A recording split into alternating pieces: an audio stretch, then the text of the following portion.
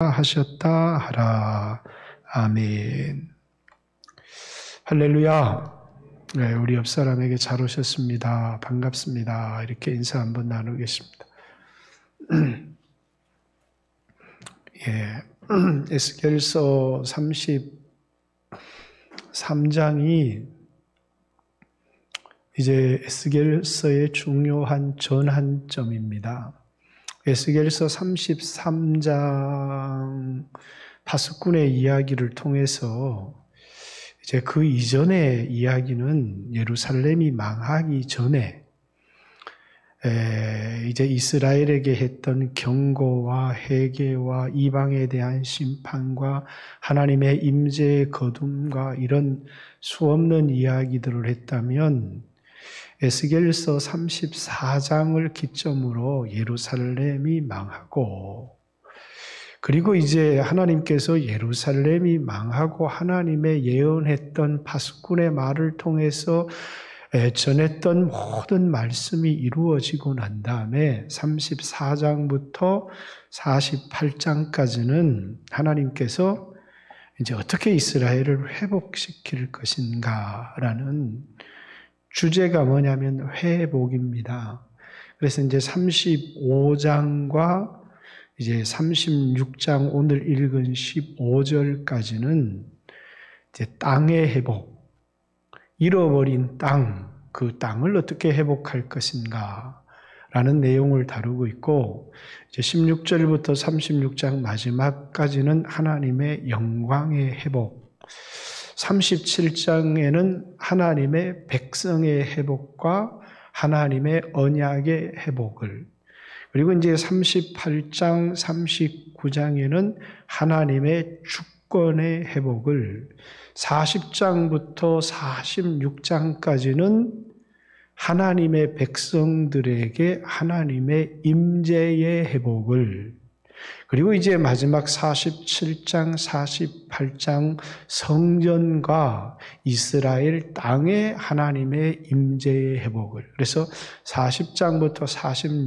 46장까지는 백성에게 하나님이 임재하는 것이 어떻게 회복될 것이고, 그리고 이제 47장, 48장에는 이제 이스라엘 백성과 그 땅과 성전의 하나님의 임재가 어떻게 회복될 것인지 우리에게 말해주고 있는 것입니다. 그래서 48장 마지막에는 여호와 샴마 하나님이 거기에 계시겠다, 임재하시겠다 하는 약속으로 에스겔서를 마감합니다. 그런데 이제 34장에는 하나님의 목자의 역할의 회복, 목자들이 자기 역할을 제대로 안 했는데 이제 하나님께서 친히 목자가 되시고 또 이제 다윗을 목자를 세우시겠다라는 것은 다윗의 자손으로 오신 하나님이신 예수 그리스도께서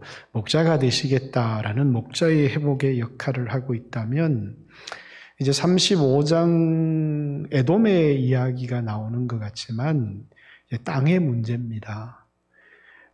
35장과 36장 15절까지는 한 주제를 다루고 있는데 잃어버린 땅을 어떻게 회복할 것인가. 그래서 여기 오늘 36장 이제 5절에도 주 여호와께서 이같이 말씀하시기를 내가 진실로 내 맹렬한 질투로 남아있는 이방인과 에돔 온 땅을 쳐서 말하였노니 이는 그들이 심히 즐거워하는 마음과 멸시하는 심령으로 내 땅을 빼앗아 노략하여 자기 소유를 삼았습니다. 그러면서 그들이 하나님의 땅을 빼앗아서 이제 에돔 사람들 35장의 얘기죠. 그리고 36장에는 이방인들, 그들이 내 땅을 빼앗아서 자신들의 노략거리로 삼았는데 어떻게 하나님이 그들을 심판하시고 다시 그 땅에 사람을 번성하게 하고 그 땅에 새로운 건축물이 들어서게 하고 그리고 하나님께서 이전의 영광보다 그 땅을 더 영광스럽게 할 것인데 이것을 통해서 너희가 내가 여호와인 줄 알게 될 것이다 라고 하는, 왜냐하면 오늘 그들의 오늘 8절에 보면 그러나 너희 이스라엘 산들아 너희는 가지를 내고 내 백성 이스라엘을 위하여 열매를 맺으리니 그들이 올 때가 이제 포로에서 돌아올 때가 가까워 왔기 때문에 이제 산들에게 명하기를 열매를 맺고 또 가지를 내라. 왜냐하면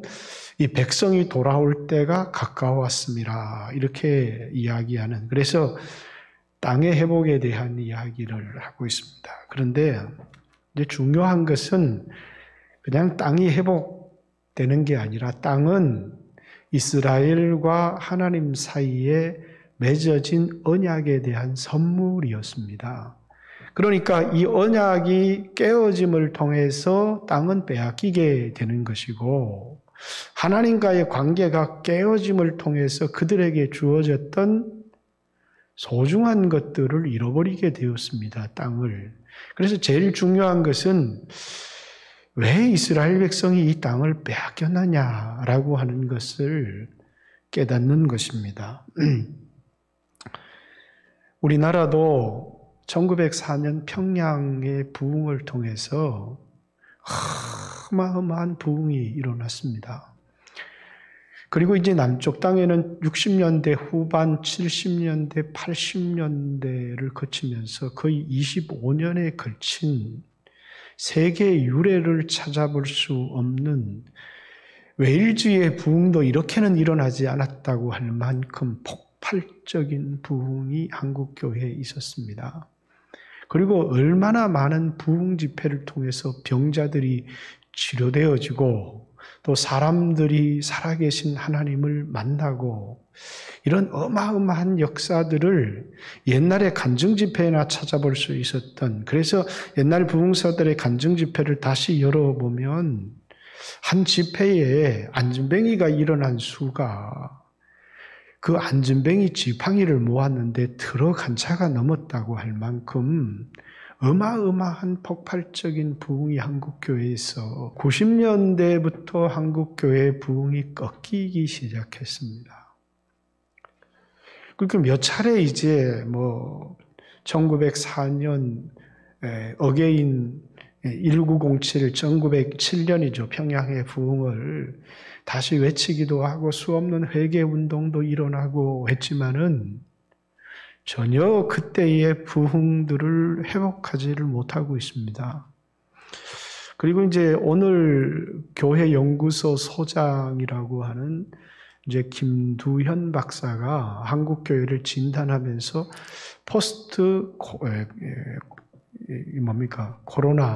코로나 이후 한국 교회가 어떤 위기를 직면하게 될 것인가를 이렇게 글로 썼는 거 보았는데 1차적으로 여러 위기들이 있지만 최소한 문을 닫게 되는 위기를 봉착하게 될 것이다.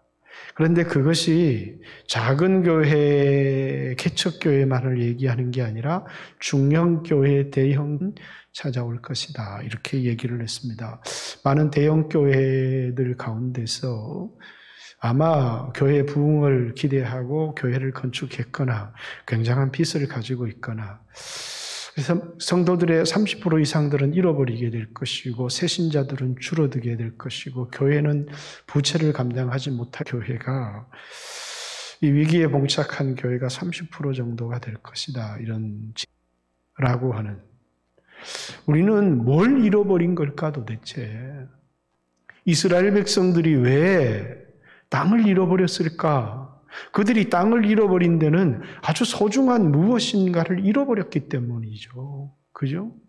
그렇듯이 한국 교회도 여러분과 저도 오늘 우리들이 신앙생활을 하는 것을 보면 하나도 이상할 것이 없는데 만약에 30년 전에 성도들이 뜨겁게 신앙생활했던 성도들이 오늘 우리가 이렇게 신앙생활을 하는 것을 보면 한탄할지도 모르겠습니다.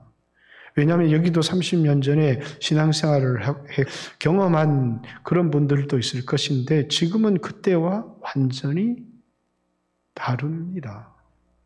일단 캠퍼스가 달라요. 교회도 다르고요.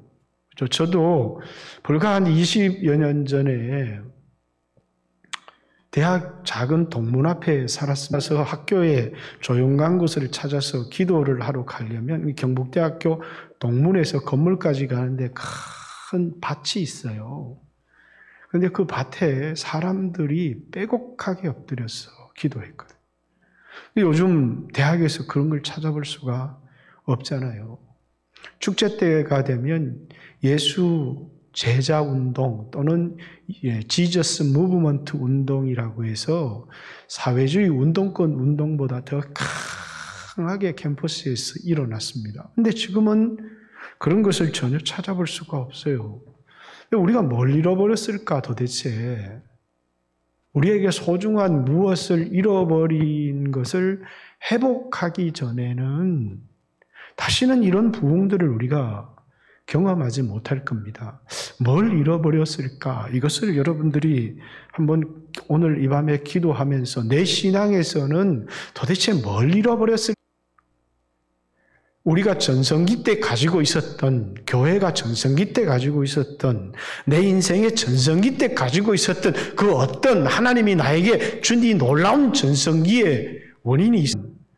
내가 이 전성기를 어떤 소중한 그 무엇을 하나님이 회복시키시면서 그들이 잃어버렸던 문제들을 제시하고 있고 또 이제 그들에게 다시 그들을 어떤 땅을 회복시키기 이전에 그들의 마음을 회복시키고 성령의 역사를 회복시키는 운동들이 있습니다. 뒤에 보면 36장 후반부에 보면. 그래서 여러분과 저도 무엇을 잃어버렸을까?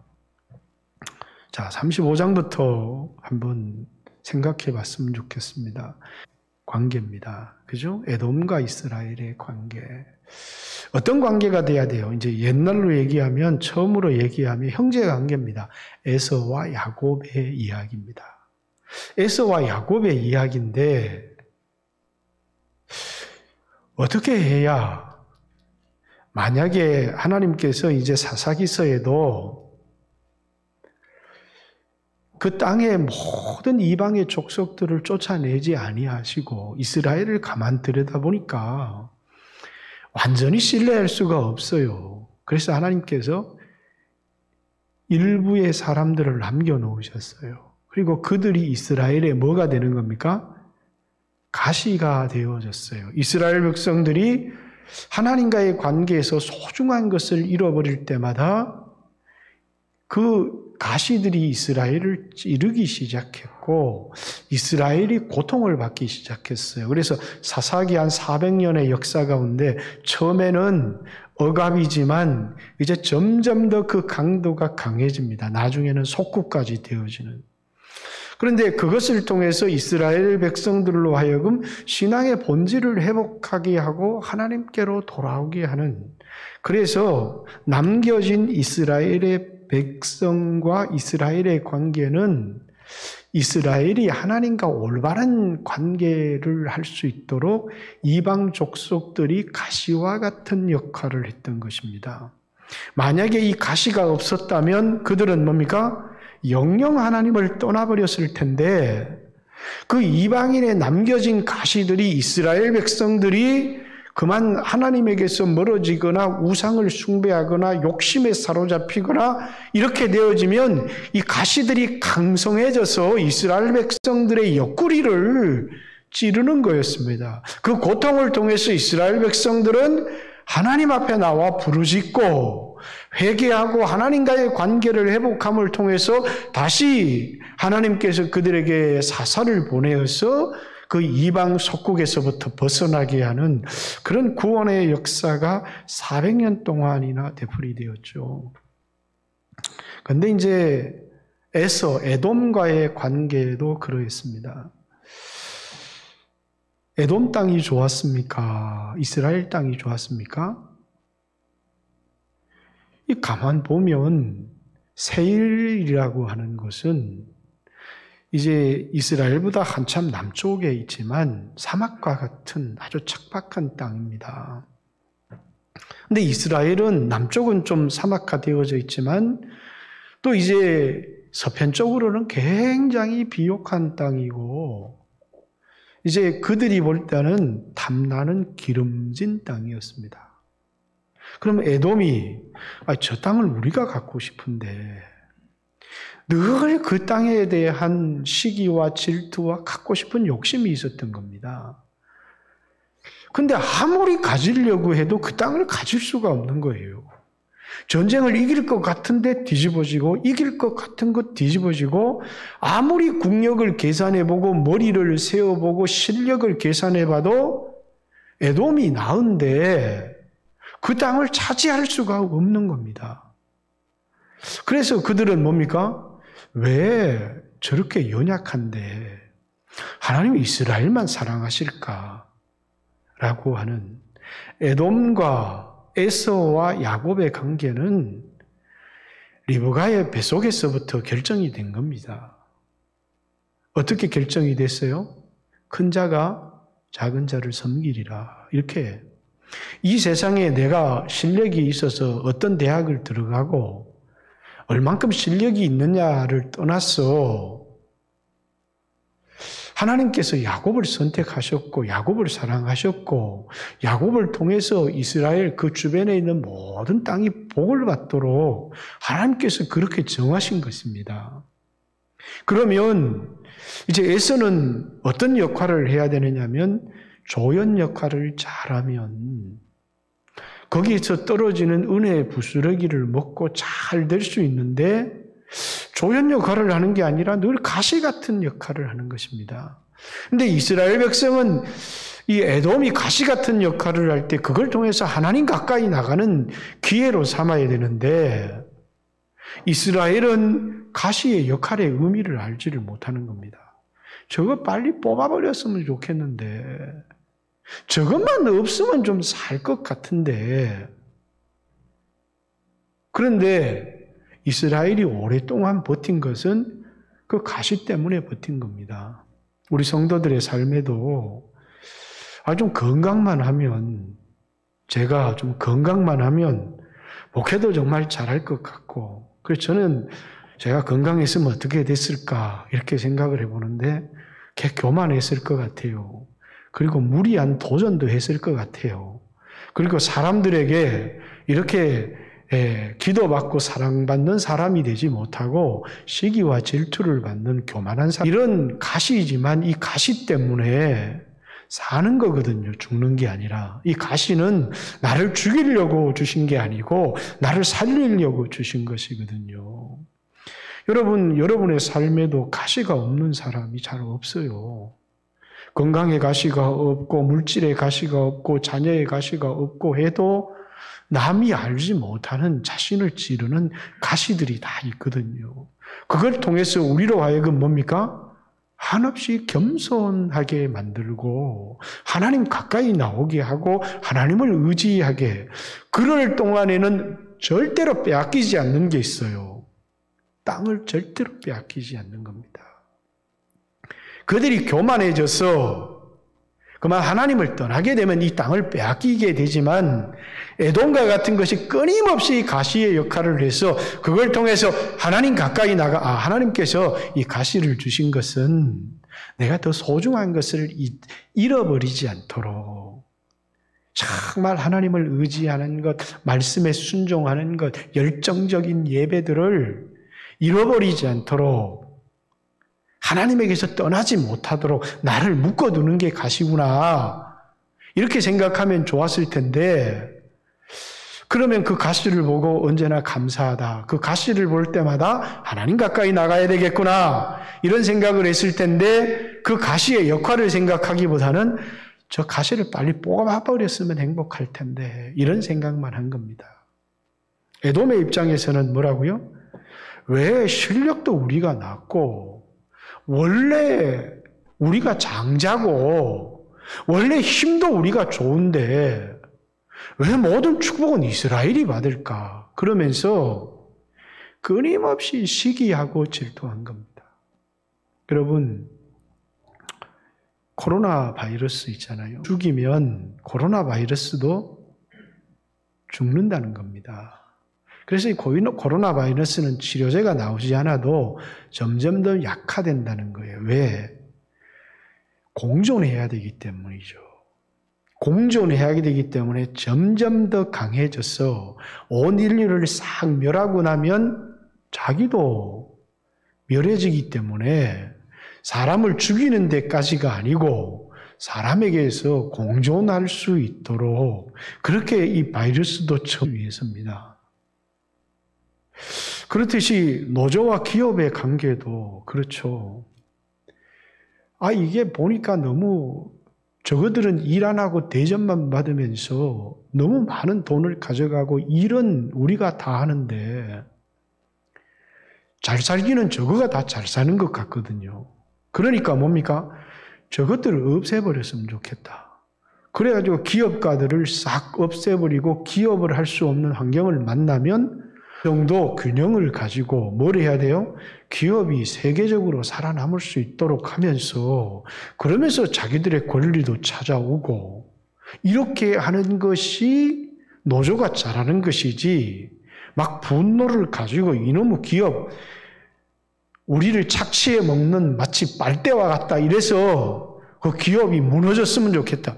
노조는 기업을 무너뜨리는 게 목적이 아니고 그러면서 기업을 견제하고 자신들의 이익들을 찾아올 수 있게 하는 역할을 잘해야 되는데 시기로 저거 무너뜨리면 이 기업이 다 우리 거가 될 것 같지만 망하는 겁니다. 기업이 없으면 자기도 없어요. 우리나라와 일본 관계도 가장 가까이 있는 나라잖아요. 상처가 많아요, 우리에게는. 그런데 인터넷 글을 읽어보다 보면 그렇습니다. 일본에 코로나 환자가 가니까 인터넷 댓글에 잘 됐다 막 한호성을 지르는데 그게 그럴 일이 아니에요. 그죠? 그리고 인터넷 기사에 모든 기자들이 글을 쓰는데 무슨 유니콜로부터 시작해서 일본의 맥주가 우리나라 들어와가지고 하고 이 불매 운동 자체가 성공을 했다. 이런 기사만 실는데 그러면 우리도 죽어요. 일본이 망하면 축복을 다 우리가 가지고 올 것 같지만 그렇지 않다는 것이죠. 아주 어리석은 사람들이에요. 그래서 나 같은 사람을 어떤 사람들은 토착 외구다 이렇게 얘기를 해요. 토착 외구가 아니죠. 우리는 분명히 상처를 갖고 있지만 함께 살아갈 수 있는 방법을 생각을 해내야 되는 것입니다. 그래서 한때는 뭡니까? 우리가 일본과 한때는 관계가 좋은 적도 있었어요. 그래서 어떤 기업인은 일본에 가서 많은 자금을 받아와서 포항제철을 세우기도 하고 그리고 엄청난 기술 이전을 받아와서 그러니까 일본은 얄밉게도 한국이 이만큼 살게 된 건 우리 덕이다. 이러니까 또 우리나라 사람들은 그 일정 우리가 이만큼 살게 된 것에 일본의 역할이 100%는 아니에요. 그러나 이만큼 살게 된 것에 10% 정도는 일본의 역할이 있었다는 사실이 분명하잖아요. 분명히 그런 엄청난 기술의 이전도 받고 그 머리를 숙였겠습니까? 그때는 머리를 숙여야 사니까 머리도 숙이고 주십시오. 기술 이전도 좀 해주십시오. 그래서 돈도 받아오고 기술도 이전 받아서 엄청나게 살게 되었는데 그때 가가지고 일본 사람들한테 머리 숙여서 돈도 받아오고 기술도 이전해오고 그러니까 일본은 문장이라는 걸 줬어요. 그걸 보고 뭐냐면 매국노라고 얘기를 해버리면 그 사람은 뭐가 되는 거예요? 그 사람은 무슨 일본 천황으로부터 무슨 무공 문장을 받고 싶어서 받았겠습니까? 그죠? 우리는 기억을 해야 되는 겁니다. 어떻게 해야 살아갈 수 있는 것인가라는 것을 일본이 망하면 우리도 망하는 겁니다. 문을 닫으면 우리나라 기업이 문을 닫는 기업이 엄청나게 많아요. 일본이 피해를 입으면 우리도 피해를 입는다고요. 그런데 우리가 어떤 피해를 입었는지는 말하지 않습니다. 같이 살아야 되는 것이죠. 어떻게 하면 같이 살아갈 수 있을까? 이걸 생각해야 되는데 일본의 아베도 우리나라 대통령도 자기 정치적인 수단으로 이용할 뿐이에요. 안타까울 뿐이죠. 이렇게 해서는 소망이 별로 없는 것입니다. 일본도 손해고 우리도 손해고 모두가 손해가 되어지는 것인데 어떻게 해야 되느냐? 마치 이스라엘과 에돔의 관계처럼 시기하고 질투하고 분노하고 저들이 망하면 우리가 산다 이렇게 생각을 하면 안 된다는 것입니다. 에돔은 하나님이 만들어 놓은 질서를 인정을 해야 돼요. 그래서 나는 주연이 아니고 난 조연이다. 그러면서 관계를 잘 해서 말씀을 들었다면 이스라엘도 살고 에돔도 살고 이렇게 했을 텐데 에돔은 끊임없이 이 땅을 조롱하고 비웃고 그리고 이 땅을 뺏으려고 했다는 거예요. 그래서 하나님께서 뭡니까? 이스라엘이 땅 먹히니까 주연이 없어졌어요. 그럼 뭐도 필요가 없습니까? 조연도 필요가 없어요. 이스라엘이 필요가 없으니까 가시 역할을 해야 될 에돔은 아무런 필요가 없는 것입니다. 또 에돔 나름대로 하나님의 은혜를 받을 수 있는 길을 주셨는데 필요가 없어진 거예요. 존재의 목적이 없어지니까 에돔이 사라져버리는 것입니다. 오늘 여러분과 저도 이런 것을 보면서 관계를 어떻게 해야 되는가, 사람과의 관계를 어떻게 해야 되는가. 교회도 그렇습니다. 저한테 병이라고 하는 가시가 있잖아요.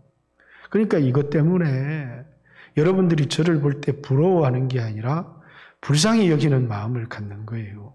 저한테도 은혜가 되고 여러분한테 은혜가 되는데 제가 여러분들에게 무지 많은 사례를 받고 좋은 차를 타고 빚값 번쩍 잘 나가고 여기서 자기를 자랑하게 되면 여러분들이 저에 대하여 가지게 되는 마음이 시기하고 질투하는 마음을 가지게 돼요. 그럼 어떻게 되느냐면 저도 망하고 여러분도 망합니다. 병이라고 하는 가시는 없지만 여러분이라고 하는 새로운 가시가 생겨나게 되는 것입니다. 이게 관계예요.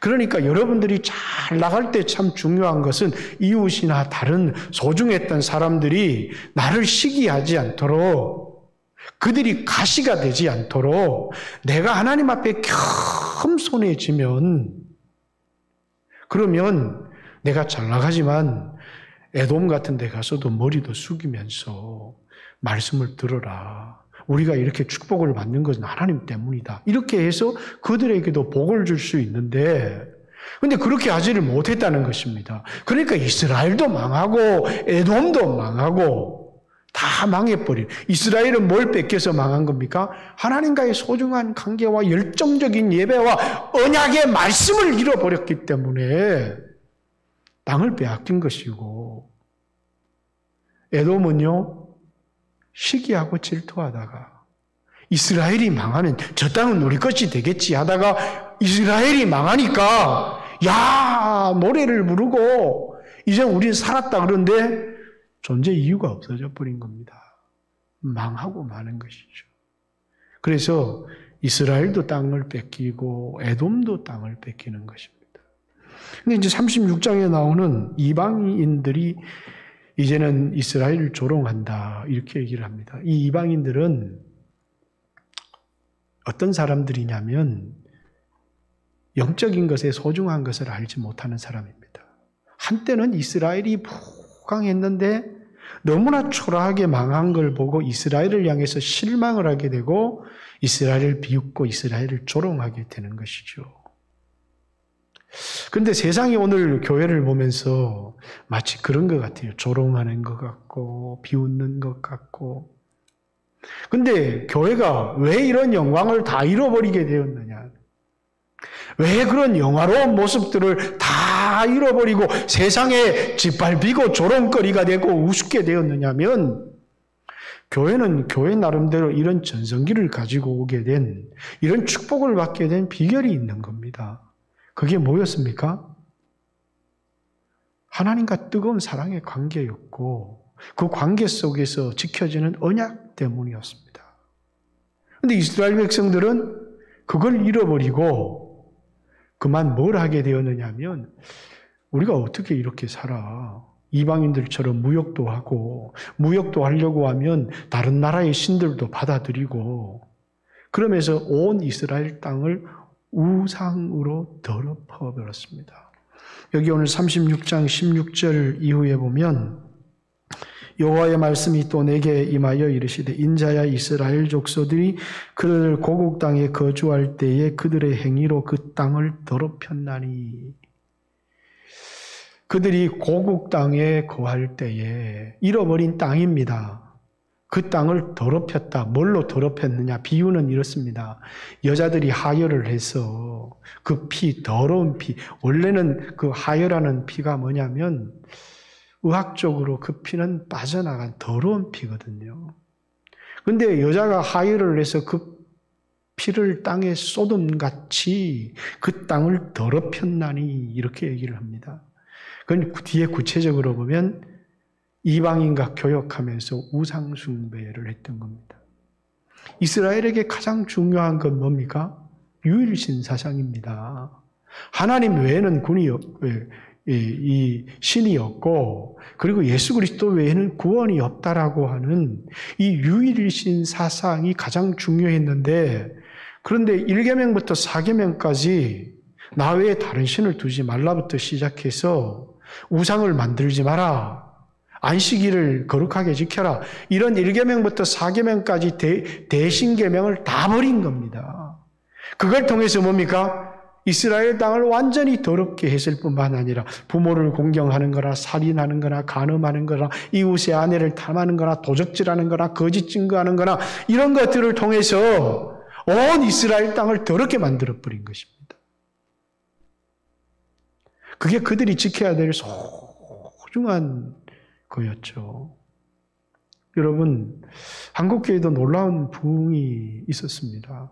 그 부흥은 나름대로 뭡니까? 죄를 회개하고 그들 나름대로 열정적인 예배를 드리고 예배 우선의 삶들이 있었습니다. 그래서요, 6.25 때만 봐도요, 이 교회에 이 성도들을 몰아넣고 X표를 치고 교회에 불질러서 죽임당한 교회가 굉장히 많습니다. 근데 왜 이 예수쟁이들이 이 공산당이 내려오는데도 피난도 안 가고 예배를 드리는 겁니다. 그러니까 얼마나 많은 사람들이 몰살을 당했는지 모릅니다. 근데 이들은 몰살을 당한 것 같은데 하나님이 안 죽는다 이렇게 얘기를 하는 게 아니고 이들에게는 지켜야 될 소중한 것이 있었습니다. 목사님들은 공산당이 내려오니까 제일 먼저 목사를 죽이니까 목사님 피난 가세요. 성도들이 목사님 피난 가세요. 목사님은 여기 있으면 죽어요. 그런데 목사가 내가 양떼를 두고 어디 가겠냐고. 그러면서 거기서 죽임을 당하는 겁니다. 왜? 내가 내 혼자 살겠다고 피난해서 갈 수는 없지 않느냐. 지금 선교사님들도 보니까 위험 때문에 들어오는 사람들도 있지만 어떤 사람들은 나만 살겠다고 어떻게 한국에 들어가겠느냐고 교회를 버리고 내 양떼를 버리고 내가 어디 가겠느냐고 비록 예배를 드릴 수 없을지 모르지만 그 땅에서 난 그 땅에 머물겠다고 그 땅을 위해서 기도하고 예배 드리겠다고 거기 머무는 사람들이 꽤 많이 있더라고요. 물론 들어온 사람들도 예배를 드릴 수 없고 어떤 문제들이 있어서 들어오기도 했지만 그렇죠. 그들에게 있어서는 버릴 수 없는 게 있었던 겁니다. 내가 내 양떼를 버리고 내가 어디 가겠냐고. 내가 목자인데. 성도들도 뭐라고요? 자기가 지켜야 될 그 소중한 것들을 붙들었다는 거예요. 목숨을 잃어버리면서도. 그런데 오늘 우리에게 있어서 중요한 거는 오직 풍요가 되어져 버린 거예요. 90년대부터. 돈을 위해서라면 예수 믿는 사람들이 세상 사람들보다 더 악랄 이용하기도 하고, 그러면서 어떤 신앙이 돈만 많이 벌어서 교회다가 헌금만 하면 좋은 장로가 되고 좋은 권사가 되는 것처럼 우리가 정말 붙들어야 될 소중한 것들을 잃어버린 것이죠. 그래서 그들은 주일 성수를 하려고 했고, 끊임없이 주일 성수를 하려고 했고, 11조를 하나님 앞에 어떤 어려움이 있어도 드리려고 했습니다. 밥을 굶으면서도 11조를 드리려고 했어요. 요즘은 차 사야 되고 뭐 해야 되고 어떤 장로님 한 분을 만났어요. 우리 교회 이야기는 아닙니다만 한 분이 얘기를 하더라고요. 목사님, 이분 물론 교수입니다. 교수. 그리고 그 교회, 큰 교회 재정부장인데 저한테 이런 얘기를 하더라고요. 목사님, 우리 교회 50대 이전에 11조 하는 교회가 교인 수가 한 600명 정도 되는 교회입니다. 마산에 있는. 6명입니다. 6명. 우리 교회가 유지되는 것은 50대 이상의. 그러니까 젊은 사람들이 11조를 안 한다는 거예요. 그죠? 왜냐하면 안 지키는 것이죠. 이 중요한 게 하나님의 축복이 어디서부터 온 것인지, 예배를 드리는 것을 목숨을 걸고 지켰고 10의 1조를 드리는 것을 아이들 학교를 못 보내면서 하나님 앞에 10의 1조를 드리면서 내 아들을 교육시킬 걸 하나님께 드립니다. 내 자녀를 하나님이 책임져 주세요. 이러면서 드렸고, 처녀들이 시집갈 돈들을 하나님 앞에 드리면서 내가 결혼을 포기해도 교회를 세우겠습니다. 이러면서 세웠던 사람들이 이 땅에 부흥을 이끌어왔던 거죠.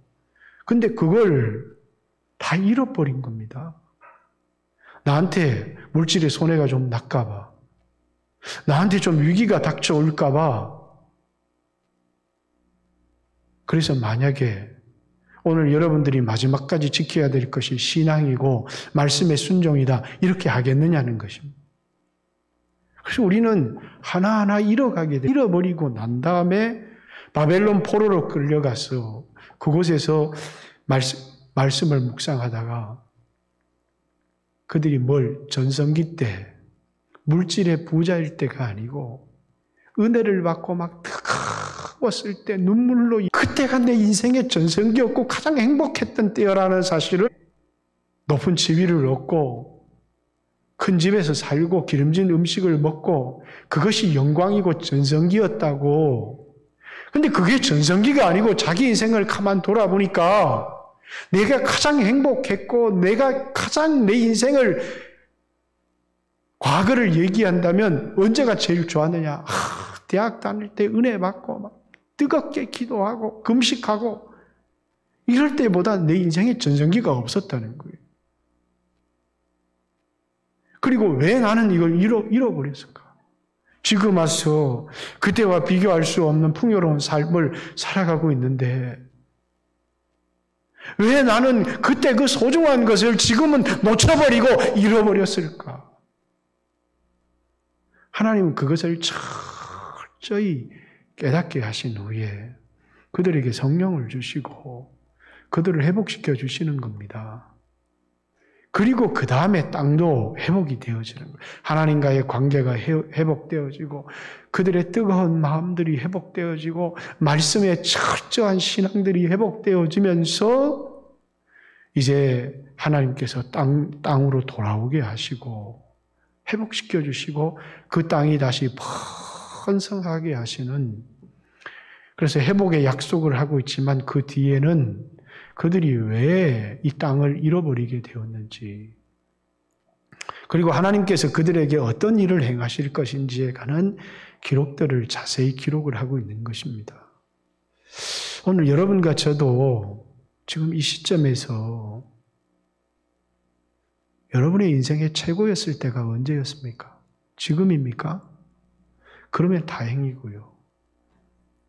여러분의 인생이 최고였다고 생각하는 것이 물질적인 축복이나 세상의 지위입니까? 아니면 뜨거운 은혜를 받았을 때입니까? 여러분들이 붙들어야 될 것이 돈도 붙들어야 되고 세상의 지위도 붙들어야 되고 좋은 직장도 붙들어야 되지만 뜨거웠던 하나님과의 관계를 잃어버리게 되면 땅을 잃어버리게 되고 풍요를 잃어버리고 다 잃어버리게 된다는 것이에요. 이것은 하나님과의 관계, 뜨거운 예배, 말씀의 순종에 대해 하나님과 맺은 언약에 대한 선물로 우리에게 주어진 것이기 때문이에요. 그리고 우리가 아는 것은 이 땅에 주어지는 어떤 육신적인 전성기가 우리의 진정한 축복이 아니라는 것은 영원한 것도 아니고 오래가는 것도 아니라고 하는 사실이죠. 그래서 오늘 여러분과 저는 뭘 잃어버렸는가? 나는 도대체 뭘 잃어버렸는가? 저도 오늘 이 본문을 읽으면서 하루 종일을 한번 생각해 봤습니다. 분명히 소중한 많은 것들을 잃어버렸어요. 물론 여기 있는 젊은이들은 그런 것을 경험해 보지 못한 사람들도 있을 수 있을 것이고 경험해야 되는 사람들도 있을 수 있겠지만 여기 이제 나이 드신 분들, 한때 놀라운 은혜를 체험하셨던 분들, 주를 위해 살겠다고 목숨을 걸었던 분들, 지금 우리 모습을 한번 돌아보십시오. 얼마나 많은 것들을 겨우 신앙의 명맥은 유지하고 있고 교회는 다니고 있지만 정말 많은 것들을 잃어버리지 않았는가.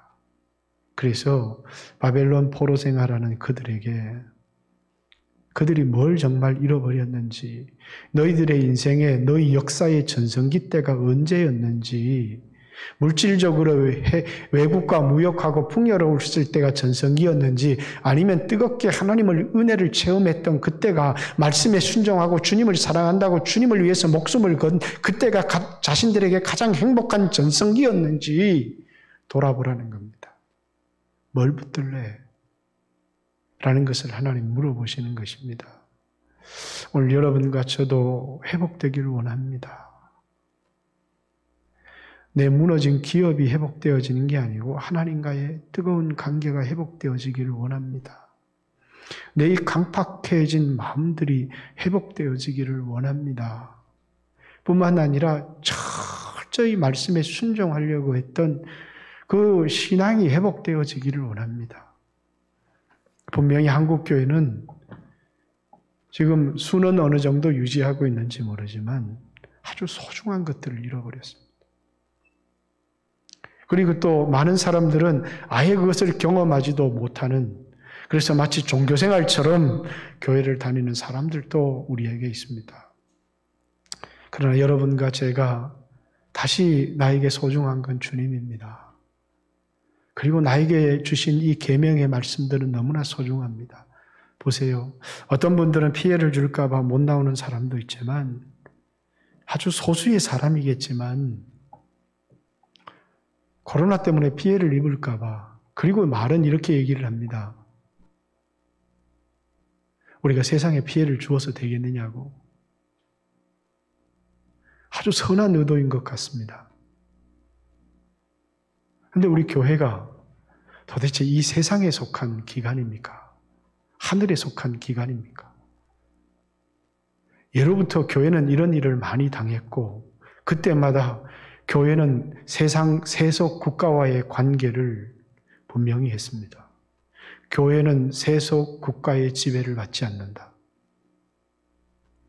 이것이 교회가 지금까지 버텨오면서 천명한, 교회는 세상 국가의 세속 권력의 지배를 받지 않는다. 이것이 교회가 천명한 것이었습니다.